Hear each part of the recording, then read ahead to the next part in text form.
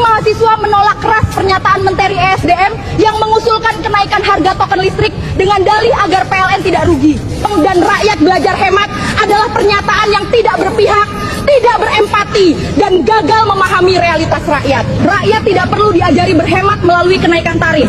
Rakyat membutuhkan keadilan, pekerjaan yang layak, dan kebutuhan pokok yang terjangkau. Kalau PLN bermasalah, benahi manajemennya. Kalau negara defisit, pangkas pemborosan elit. Jangan jadikan rakyat kecil korban kebijakan gagal. Listrik adalah kebutuhan dasar, bukan alat untuk disiplin sosial. Negara adalah pelayan rakyat, bukan penagih utang yang mengancam melalui tarif. Mahasiswa berdiri untuk mengingatkan, kebijakan yang lahir tanpa nurani hanya akan melahirkan kemarahan publik. Hentikan logika menyalahkan rakyat.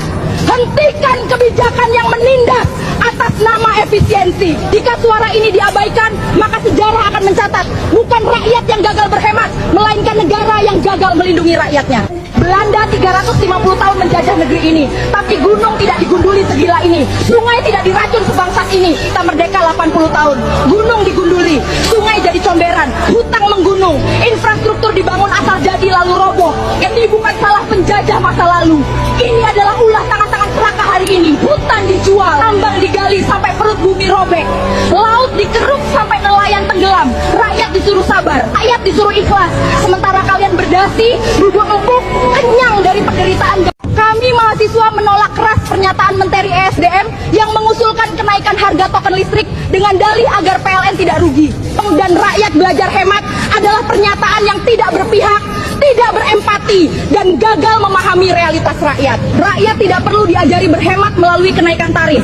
Rakyat membutuhkan keadilan, pekerjaan yang layak, dan kebutuhan pokok yang terjangkau. Kalau PLN bermasalah, benahi manajemennya. Kalau negara defisit, pangkas pemborosan elit. Jangan jadikan rakyat kecil korban kebijakan gagal. Listrik adalah kebutuhan dasar, bukan alat untuk disiplin sosial. Negara adalah pelayan rakyat, bukan penagih utang yang mengancam melalui tarif. Mahasiswa berdiri untuk mengingatkan, kebijakan yang lahir tanpa nurani hanya akan melahirkan kemarahan publik. Hentikan logika menyalahkan rakyat.